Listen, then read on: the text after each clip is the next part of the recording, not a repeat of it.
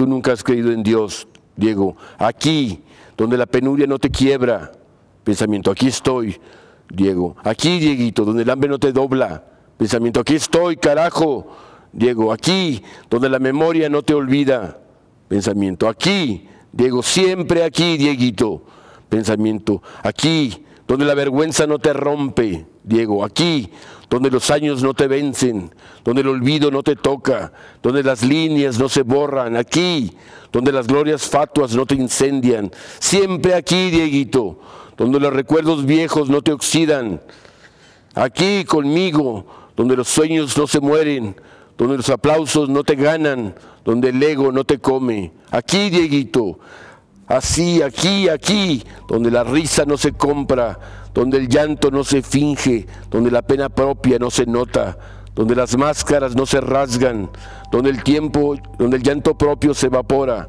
donde el teatro no nos mata.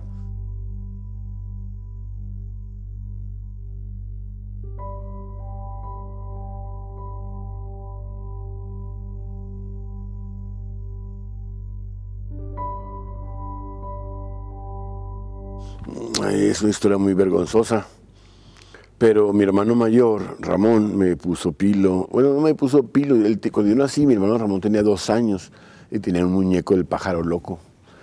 Y se le hizo que yo me parecía a su muñeco pájaro loco. Pero como no podía decir pájaro loco, decía pito loco. Entonces, a los 6 años fui paje de unos vecinos, ahí una vecina que se casó y me dijo, présteme a su hijo para que sea paje de la boda, ¿no? Y la niña, en vez de decir pito loco, dijo piloco. Y bueno, a los 16 años, 15, 16 años, entré a un torneo de ping pong, con puros barbajanes del barrio. Entonces a todo el mundo le ponían, al talaco le ponían tala, al fulano le ponían X, ¿sí me explico? Y a mí en vez de ponerme piloco me pusieron pilo, y de ahí para el Real. Entonces una vez fui a un encuentro del Festival de la Raza Tijuana, fuimos Joaquín Cosío y yo, no me acuerdo quién más fue. Y todo decía el doctor fulano de tal, y en mi cartoncito que está ahí decía Pilo Galindo. Y ahí dije, ya me fregué. Sí, mi papá nació en Pilares de Nacosari, Sonora, en 1923. Pues la infancia fue una infancia feliz, éramos una familia muy humilde, muy pobre, y mi papá vendía carnes frías en un carro y iba a todos lados a vender carro, a Villumada, a Janos, a Casas Grandes, a Flores Magón, en fin. Algunas veces me tocó acompañarlo, pero fue una infancia feliz a pesar de todas las carencias, de toda la miseria que vivimos, fue una infancia feliz. Éramos felices con muy poco. Éramos muy jugamos beisbolistas, nos encantaba. ¿Cuántos hermanos tiene?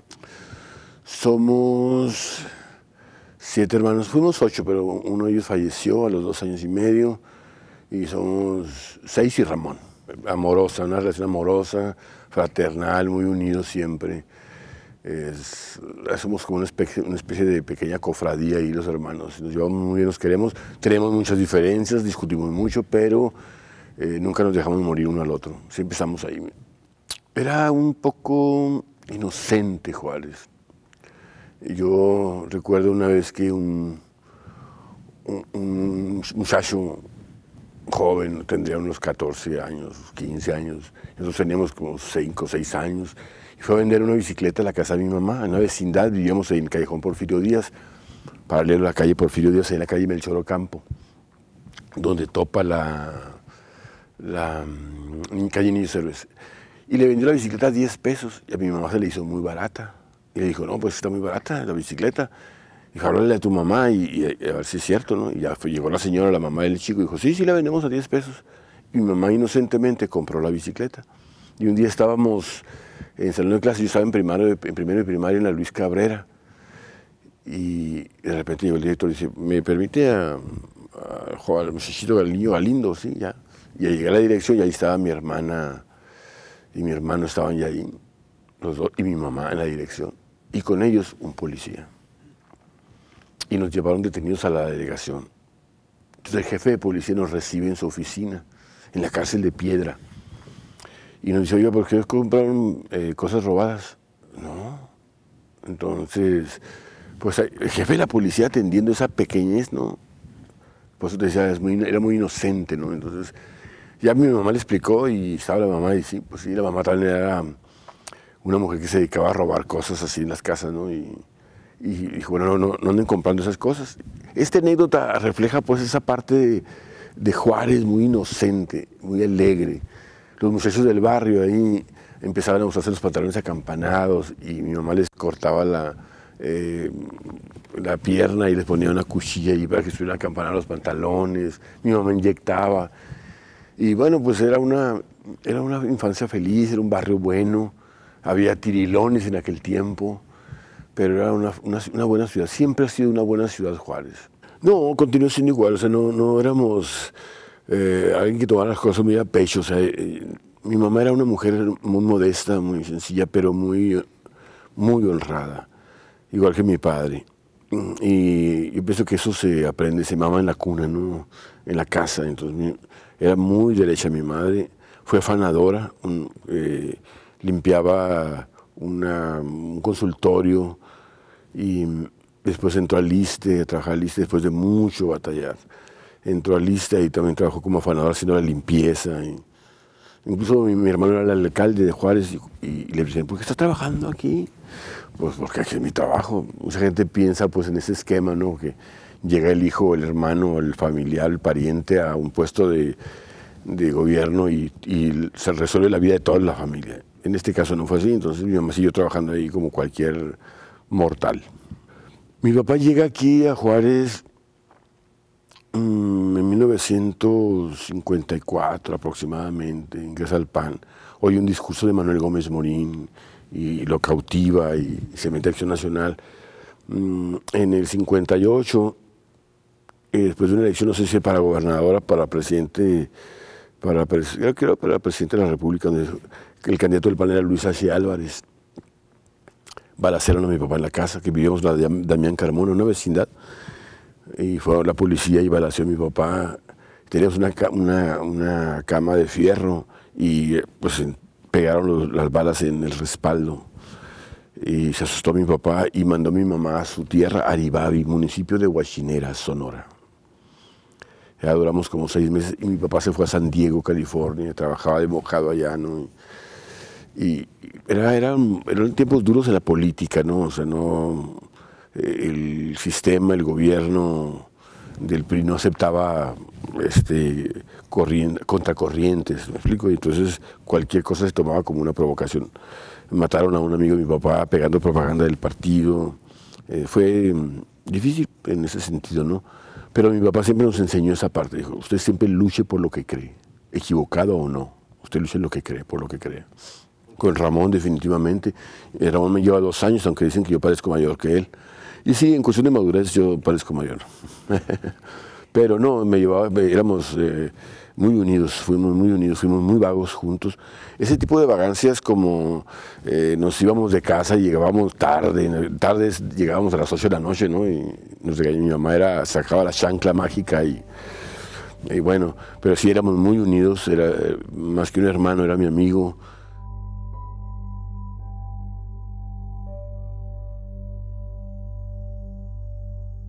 La primera vez que pisamos la cárcel lo hicimos juntos, mi papá, Ramón y yo.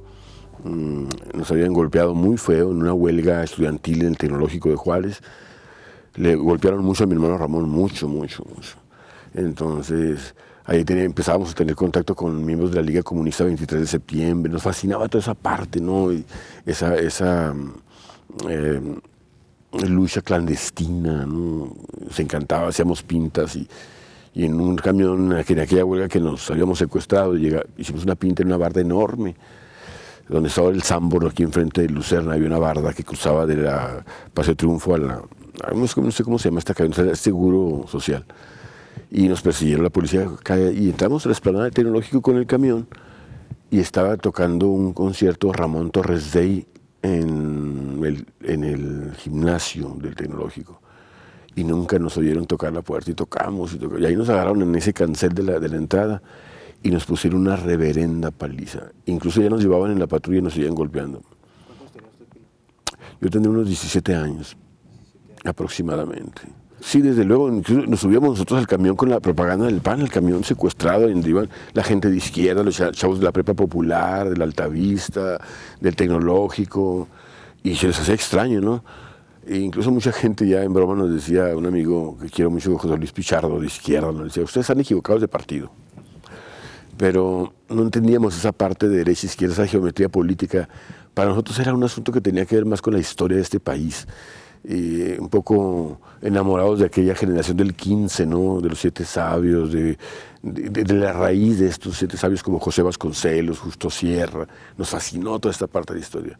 Sí, estudié en el Tecnológico de Juárez hasta el 3er semestre de administración, fue una carrera trunca, se atravesó el teatro en mi vida y valió gorro. Yo estaba en 5º año de primaria y mi maestro, bueno, en 4º año, me acuerdo que en 4º año de primaria, yo ya había reprobado 4º año de primaria, el profesor Javier de la Escuela de Melchor Ocampo le habló a mi papá y le dijo, oiga, pues hijo, va a volver a reprobar 4º año. Y le dice, ¿por qué? Que no sabe ver los exámenes. Y dice, nunca los acaba, nunca los acaba. Contesta la mitad o menos. Y mi padre le dijo al maestro, mi hijo escribe muy lento, dibuja la letra. Y tiene un problema, no puede pasar de una pregunta a otra sin resolver la primera. Si usted quiere, le pago las horas extras que vaya a trabajar, pero déjelo acabar el examen. Sí, me dejó el maestro acabar el examen, me saqué un 10 en el examen, y me dijo el maestro, ¿por qué no me dijiste, Galindo? No, pues por timidez, por un maestro enorme. Bueno, en fin. Y este maestro le dice al de 5º año, dice, oye, él escribe muy lento, dale tiempo que acabe los exámenes y todo. Y cuando el profesor me pregunta de 5º año, nos pregunta a todos, le dijo, ya me voy a ir de esta escuela. ¿Qué van a hacer ustedes cuando sean grandes? Pues dijeron que policías, que esto, que el otro. Pero yo dije, yo voy a ser escritor. Y toda mi infancia, mi adolescencia escribía, era poesía, muchos cuentos escribía, narrativa. Escribía mucho sobre la muerte, sobre la política, sobre el gobierno. Era muy combativo desde chavito. Entonces, una vez me invitaron, ya estaba yo grande, tendría unos 27 años o algo así, 26 años, y un amigo mío me invitó a un taller de literatura de Limba. Entonces cada quien leía sus textos y me acuerdo que leyó uno, Jorge Humberto Chávez Dios de León. Lo hicieron pedazos, literalmente pedazos, todos.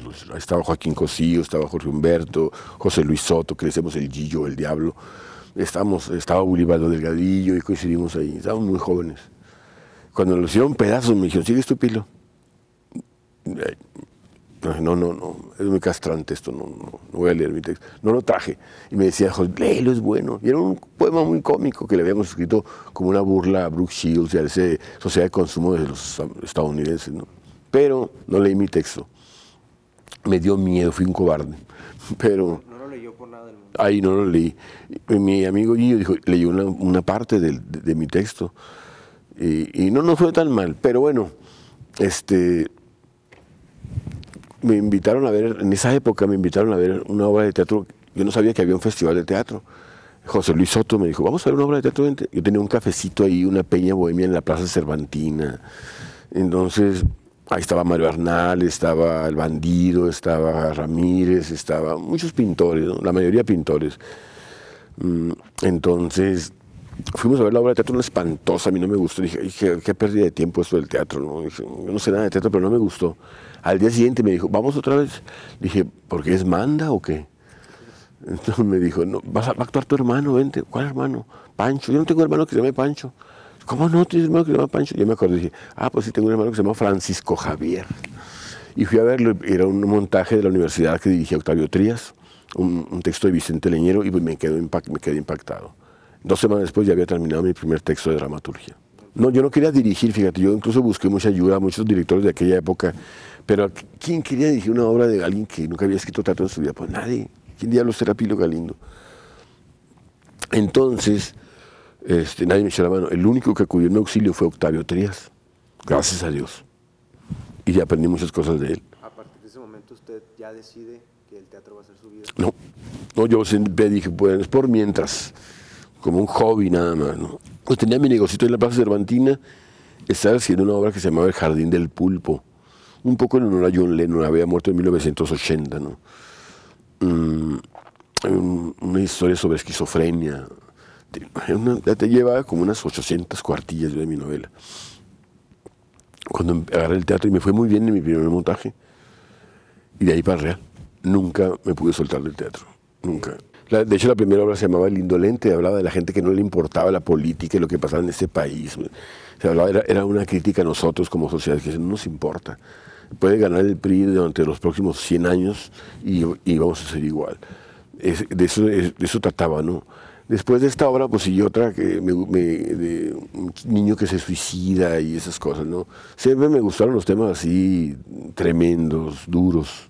Sí, muchas veces yo estuve, pues era un miembro activo del PAN y estuve en muchas campañas y fui representante de casilla. A los 17 años de trampa me metí en una casilla como representante. Me fue muy mal, me golpearon mucho en la casilla.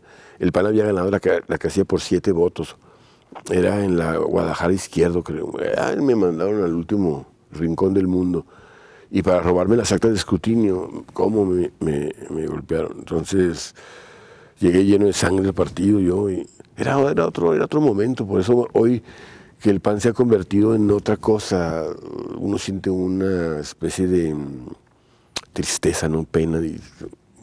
Pero claro, el poder transforma a las personas en algo que no sabemos, una especie de mutante. La ambición por el poder es desmedida. ¿Usted no cree en la política? No, sí, por supuesto. La política se hizo para que no haya guerra, para que no haya esa confrontación violenta, ¿no? La política es un instrumento importante. O sea, no creo en el sistema político mexicano, en esta parte de los partidos en busca del poder por el poder mismo. O sea, no quieren otra cosa. Entonces yo digo, eso no está bien. Yo veo, por ejemplo, ahora a Margarita Zavala que renuncia al PAN, ¿no? Digo, renuncia al PAN porque no obtiene lo que quiere. O sea, hay un valor superior, y eso lo aprendimos en el PAN, ¿eh? que era México. Y no obtengo lo que quiero, me voy del PAN y me invento independiente. Eso le pasó a López Obrador, no obtuvo lo que quiso en Tabasco, se metió otro partido, no obtuvo, le quedó chico el PRD y fundó su propio partido. Eso le pasó a todo el mundo y van cambiando, ¿sí me explico? Es la ambición, la codicia del poder. Eso es una cosa terrible, terrible. Por eso te digo, el poder transforma a los seres humanos en algo espantoso. Son capaces de cualquier cosa por retener el poder o por recuperarlo.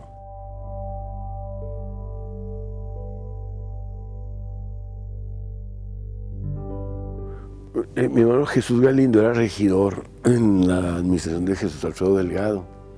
Y un día fui a visitarlo, allá a su oficina. Andábamos gestionando un presupuesto para un montaje, no me acuerdo cuál montaje. Pero estaba en su oficina una señora que venía de Veracruz y estaba pidiendo el auxilio porque quería que le ayudaran a llevar los cuerpos de 3 chicos a Veracruz. Yo no le tomé mucha importancia hasta que vi la nota en el periódico una semana después. Caray. Y esta historia me atrapó. Dijo, caray. Entonces escribí Arizona, que originalmente se llama Arizona Cruising. Entonces le cambiamos el nombre para la puesta en escena se me hacía un poco más llamativo. La gente lo iba a entender más si se llamaba Arizona en llamas. Pero bueno, originalmente se llamaba Arizona Cruising, como un sarcasmo, ¿no? Y escribí esa historia sobre indocumentados por este caso en particular, ¿no? De cómo los migrantes, sean mexicanos o sean centroamericanos, donde sean, que cruzan por el desierto de Arizona, es una cosa terrible y espantosa, y a veces no nos damos cuenta, ¿no? Esas pequeñas historias en el laberinto de la vida que parecen insignificantes, es materia prima para un dramaturgo. Cuando estás escribiendo, y una vez se lo platicaba yo a Víctor Hugo Rascón Banda, como que estamos escribiendo, imagínate que estamos escribiendo y están tus personajes así atrás de ti, a un lado tuyo, es como escoltándote, ¿no?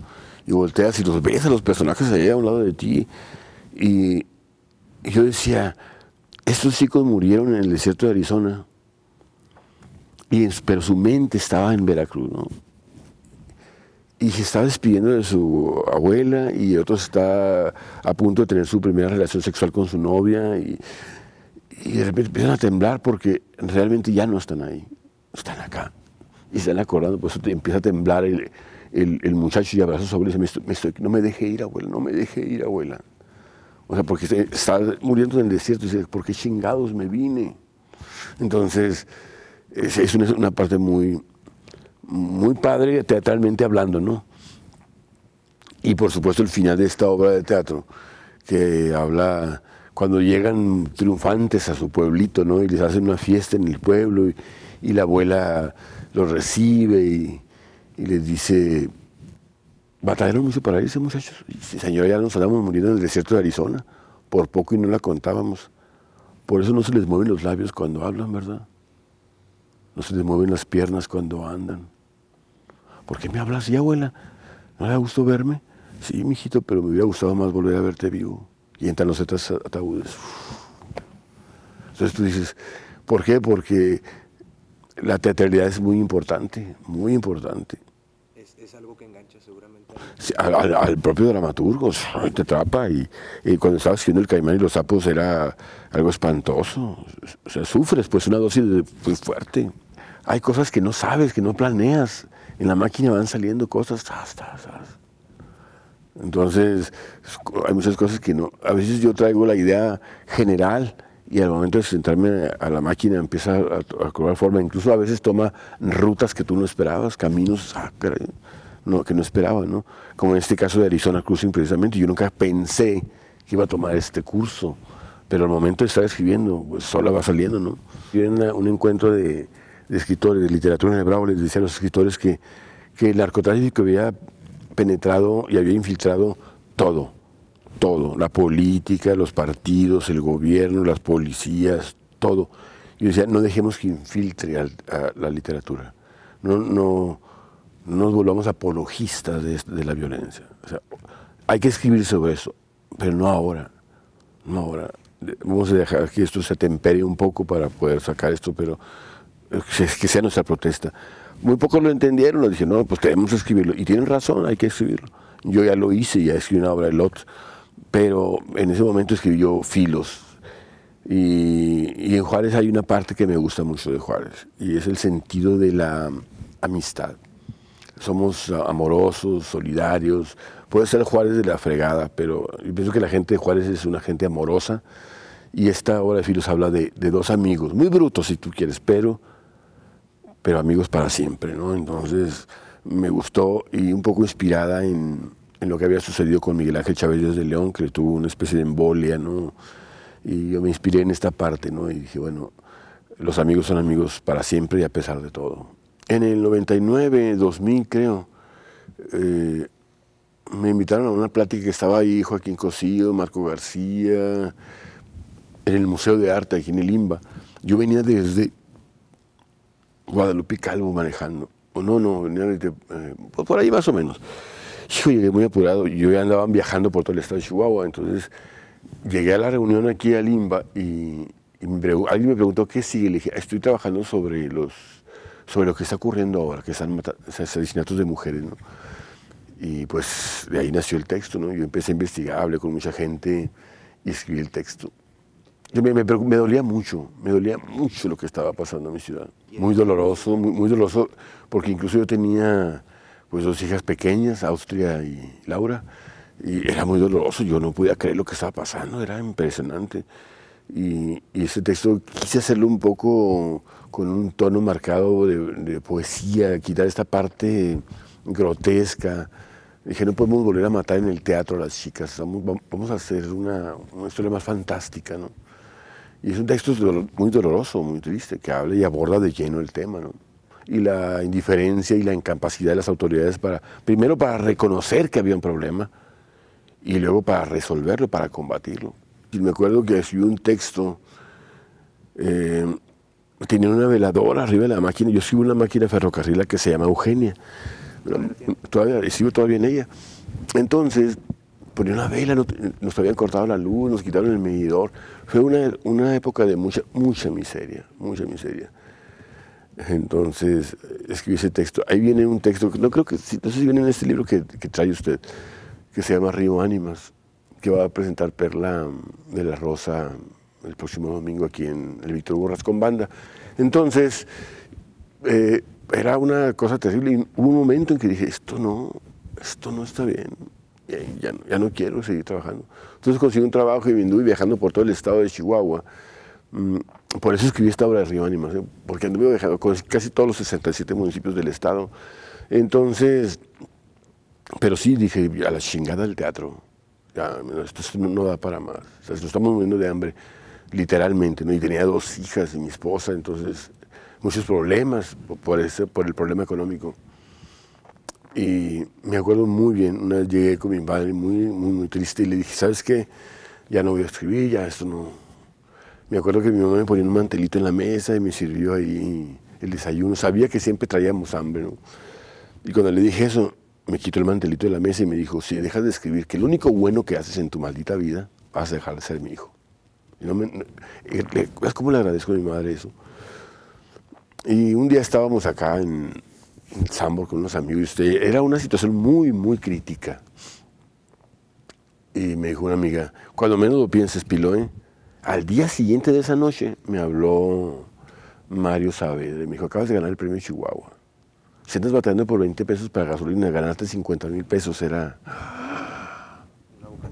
Sí, desde luego, oxígeno puro, ¿no? Te revivía, ¿no? Y a partir de ese premio vinieron muchos más. En Juárez hay una vocación teatral muy arraigada, muy arraigada. Y debemos agradecer a gente como Dino Mesa, como Moisés de Velasco, como Paco Estrada, como Roberto Salas, como Rudy Cázares, mucha gente que estaba antes que nosotros. Y hay una vocación teatral, hay una gente que siempre está ahí en las obras de teatro, está pendiente, ¿no? Y eso me gusta. Esa gente jalará a otra gente. Aquí entra la responsabilidad de la compañía, los actores, los dramaturgos, de montar teatro no para los teatristas, porque mucha gente hace eso, ¿no? Esto es para apantallar al jurado del certamen nacional de dramaturgia. Y tú lo lees, ahorita mismo soy jurado de un certamen nacional de dramaturgia y veo los textos y digo, tratan de impresionarme, sí, es un experto entre la tragedia griega o en la Divina Comedia o lo que tú quieras. Y hay textos muy honestos, sencillos, que no hacen este despliegue de pretensiones y que te cuentan una historia simple y llana con sus propias teatralidades. Entonces yo creo que en Juárez la gente ha aprendido a distinguir esta parte, ¿no? Del buen teatro del que no lo es, o el que está en ciernes, ¿no? Y sí hay gente de teatro, a veces se batalla como en todos lados, pero hay gente que está siempre ahí, y eso es padre. Al principio te embriaga el teatro, pero al final del día te vuelve más sobrio cada vez, te da más lucidez, te vuelves un libre pensador, no tienes que estar enlamiendo las horas de los zapatos a nadie, haces tu trabajo calladamente y lo haces lo mejor que puedes y lo mejor que sabes. Eso te mantiene alerta. ¿Qué diablos pasa en Siria? ¿Qué pasa en todas partes del mundo? Te hace una esponja. Somos finalmente buscadores de historia, ¿no? Y te llegan a veces solas las historias y empiezas a trabajar en eso. En esta historia que estoy escribiendo de Vasconcelos es porque dije, bueno, pues en esta parte de política que estamos viviendo, cómo se transforman los políticos o los sabios, cómo se transforman en algo que nunca quisieron ser, ¿no? Y yo creo que aquí me voy a quedar. Aquí Juárez es mi cuna, aquí nací, la quiero mucho. Me encanta ir, cuando me invitan a otras partes, me encanta ir, ¿no? Pero yo soy de aquí de Juárez y escribo de Juárez y para Juárez. No, fíjate, no es mi mayor miedo la muerte, es la forma de cómo mueres, ¿no? Hay agonías muy prolongadas, como la de mi madre, que dolió mucho. Entonces, nadie quiere morir lentamente, quisiéramos un día, se acabó. Yo creo que a veces lo desconocido nos atemoriza, pero especialmente la muerte no, pero la soledad sí. Sí, es algo que me da mucho pendiente, mucho cuidado, ¿no? Le tengo miedo a estar solo. Aunque a veces estás rodeado de gente, ¿no? Pero saber que tienes a tu familia, a tus amigos. Qué importantes son los amigos. Estás ahí, vas para jugar billar, tomate una caguama, como los borrachotes del sur de Mendieta. Pero es padre eso. La vida es maravillosa, maravillosa. Yo amo vivir. Cuando yo estaba muy joven, yo era rockero, traía el pelo largo y era un rebelde, me anduve en la huelga de la secundaria estatal número 3 y me subí al templete. Imagínate un chavito mocoso de 14 años arriba del templete hablando con el micrófono y arengando a los padres de familia, a los estudiantes y pues así era yo. En la escuela de mi padre era un rebelde también. Entonces, me encantaba el rock, Led Zeppelin, pero esa canción en particular yo decía, soy un hombre de suerte. Tengo suerte de tener al papá que tengo, a la mamá que tengo, a los hermanos que tengo, de estar bien. Y al final de mi vida, fíjate que creo que sí, fui un hombre de suerte. Y dije, mi hermano, si yo muero primero que tú, carnal, me tocas esa canción. Aunque ya no lo voy a escuchar, pero un segundo antes de morir voy a saber que vas a hacerlo.